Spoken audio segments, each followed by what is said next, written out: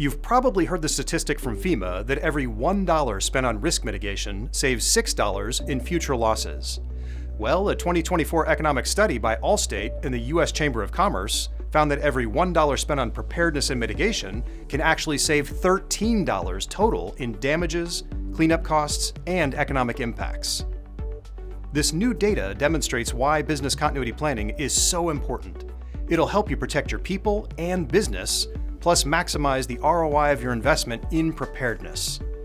This video will cover everything you need to know about business continuity planning, including what it is, the benefits, who should be involved, step-by-step instructions on how to facilitate a plan, and then finally, how to document, test, and measure the efficacy of the plan. If you've never conducted business continuity planning or are looking for ideas on how to improve it, keep watching. We've got you covered. I'm Peter Steinfeld, Senior Vice President of Safety Solutions at AlertMedia. I've spent more than 20 years working with organizations of all sizes and industries on business continuity, emergency preparedness, and employee safety initiatives. I'm a firm believer in the power of business continuity planning, and this video will explain why. Let's begin with a quick overview for those of you who are just getting started.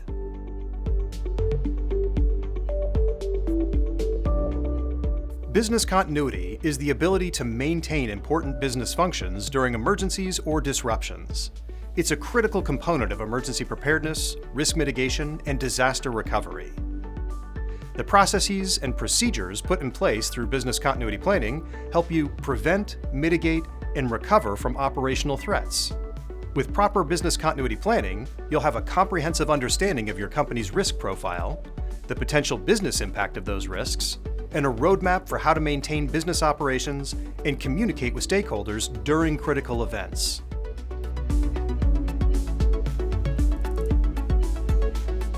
Business continuity plans, or BCPs, outline business processes that will take place before, during, and after an emergency to minimize interruptions and maintain business as usual. Said differently, your business continuity plan will help you stay organized and prepared when navigating critical events.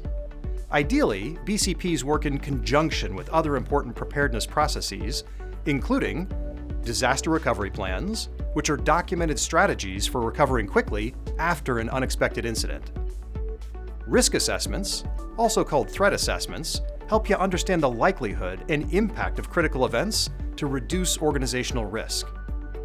In business impact analysis, or BIAs, which is the process for determining how critical various business activities and resources are to continuing normal business operations.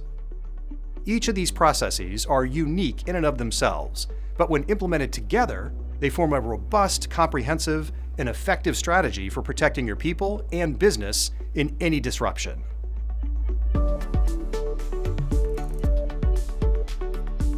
No organization is immune to critical events, regardless of its size or industry, and the stakes can be incredibly high if you're not prepared when an incident occurs.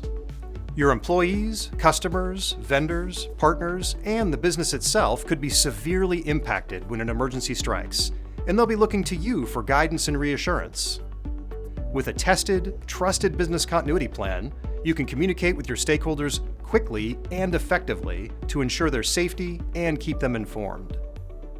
Other benefits of a comprehensive BCP are minimizing disruptions, downtime, and loss of revenue, improving business resilience, maintaining legal and regulatory compliance, enhancing your organization's safety culture, ensuring your company's reputation, and building trust with your employees and stakeholders. Pro tip: speaking of maintaining legal and regulatory compliance, I recommend exploring ISO 22301. It was developed by the International Organization for Standardization, and it's a blueprint for establishing business continuity management systems. It's an outstanding resource that lays out a framework for planning, implementing, and then maintaining business continuity.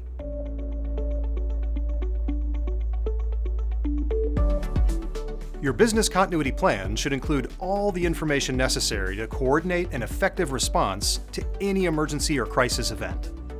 Typically, a BCP will include each of the following: a comprehensive risk assessment, a business impact analysis for each risk type, a process for monitoring and detecting relevant threats, documented recovery time objectives, and a communication strategy and procedures. Let's break these down into step-by-step actions. The first 5 steps are what we call the preparation phase. These take place before you can actually build your BCP. Step 1, risk assessment. A risk assessment, also called a business threat assessment, ensures you'll be prepared for threats when they inevitably arise. Specific threats will vary from organization to organization based on its geographical location and surroundings. But most companies can perform a business continuity risk assessment for common scenarios, such as severe weather, workplace and structural fires, power and IT outages, pandemics and other health crises, physical threats from individuals, cybersecurity threats, and natural disasters. You can develop an ongoing list of potential threats by taking a stock of historical events in the most likely to occur scenarios.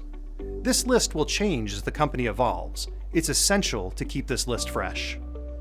Pro tip: when conducting your risk assessment, I recommend considering the potential impacts on specific groups and assets to inform your assessment.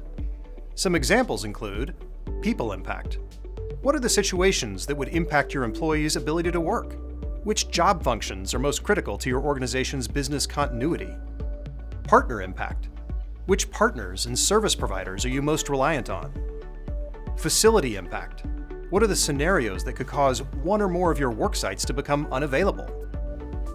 Technology impact. Which systems or tools are used to deliver goods and services to customers? What systems are used to communicate and coordinate internally? Brand or reputation impact. What is the impact on your brand should your business no longer operate normally? Step 2, business impact analysis.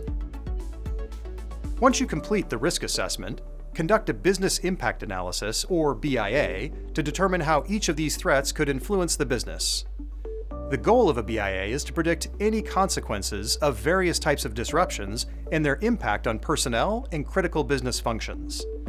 You can then use this information to develop effective recovery strategies to mitigate risks and improve outcomes.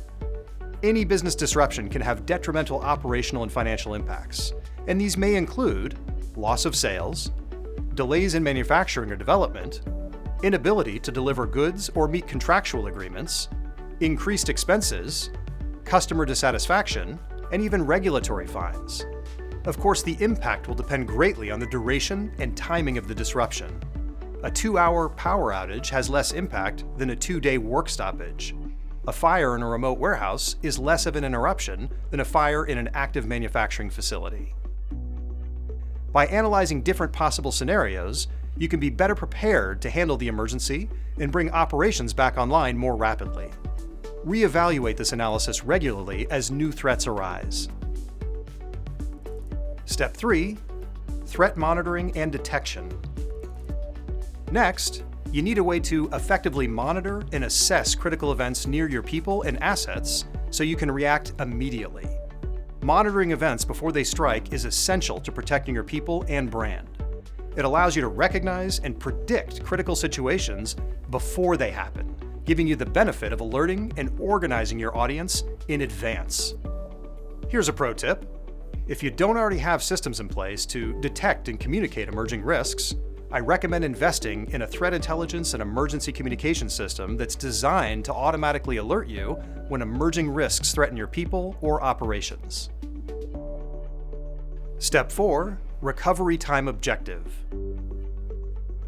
Now it's time to set goals. Establish a recovery time objective, or RTO. This is the maximum acceptable time until the business is up and running following a crisis event. The RTO is a critical component of any BCP. It ensures your response plans sufficiently protect the organization against long-term damages, including data loss, financial penalties, and more. This information will also directly impact your crisis management, risk mitigation, communication strategy, and how you prioritize response efforts. There's no right or wrong RTO, and it will vary by business.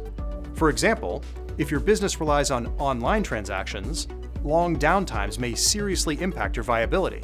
An appropriate RTO in this case would be an hour or two at most to minimize that impact. Step 5. Communication strategy. A BCP should have a solid emergency communication strategy at its foundation. Relaying information and instructions to employees and other business partners will help your people stay calm and guide them to the appropriate behavior. You should designate specific individuals accountable for emergency communication and at least one level of backup per function, and then train them accordingly. The types of communication channels are equally as critical as the message itself. I recommend using an emergency communication system to help ensure your message is sent across multiple channels simultaneously so that every employee receives the message intended for them. Pro tip: during an emergency, IT infrastructure may be compromised or computer systems may be inaccessible, so it's crucial to have an out-of-band communication system. This way, you can send communication via non-traditional business methods like SMS and cell phones. Your system should also enable two-way communication so you can confirm whether messages were received and employees can verify their safety. There are many channels you can leverage, like text messaging, email, phone calls, social media posts, and chat tools. This completes the preparation phase. Steps 6 through 10 are what we call the building phase. Step 6. Create your team. You'll need to determine who will be responsible for updating and executing your BCP and which internal departments are vital to recovery. A best practice for this is to assign one person the sole responsibility for taking charge. Then, assign additional recovery tasks to various people or a crew across business units to guarantee that no department gets left behind. Step 7. Strategize for your top priority risks. Now it's time to determine which steps you'll take to mitigate the impact of top priority threats. You'll know which risks you need to prioritize based on your risk assessment, and your business impact analysis will help you understand exactly what the impacts of your risks are, which is critical for knowing how to act. For each risk, come up with a few strategies for how you can manage that impact to mitigate the disruption to your operations, customers, and employees. Step 8. Map out your plan. Next, you'll want to map out a strategy for how to keep your business running. This is easily the most important component of a business continuity plan. Make a list of the most critical functions of your organization, as well as the disruptions that could hinder them. Then, develop practical recovery strategies for each scenario. Consider various what-ifs to instill confidence in your team that they'll be able to respond no matter the situation.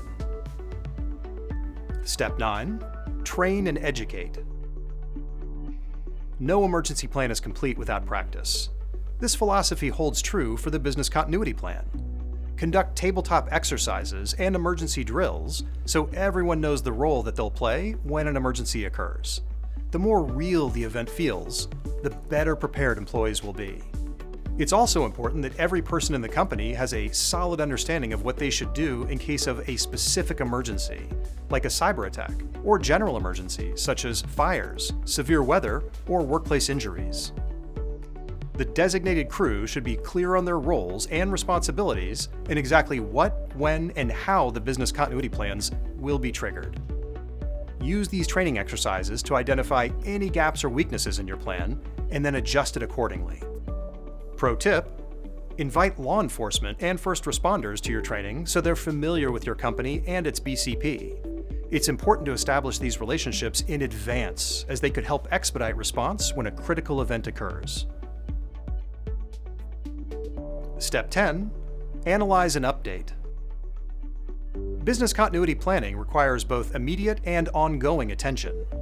Plans should be frequently analyzed and updated based on recent events and predictions. As the global threat landscape continues to evolve, so should your plan. Remember, BCPs are living documents that must reflect continual improvements to be successful. An effective business continuity plan must be fluid, but perhaps more importantly, it must be consistent. There's a famous quote by Ben Franklin that's often considered the foundation of modern business continuity management by those in the industry. It goes, "By failing to prepare, you're preparing to fail." This quote reinforces that while you can't predict an emergency, you can anticipate it and plan for its management and response. By remaining vigilant with your BCP, you'll avoid the deer in the headlights syndrome and be prepared for any new challenges that may come your way. Now, before I go, I encourage you to download AlertMedia's Business Continuity Checklist, which you can find in the video description. It includes the 10 steps that we talked about here, plus additional guidance that you can share with your leadership and your team. Thanks again for joining me. And on behalf of all of us here at AlertMedia, stay safe out there.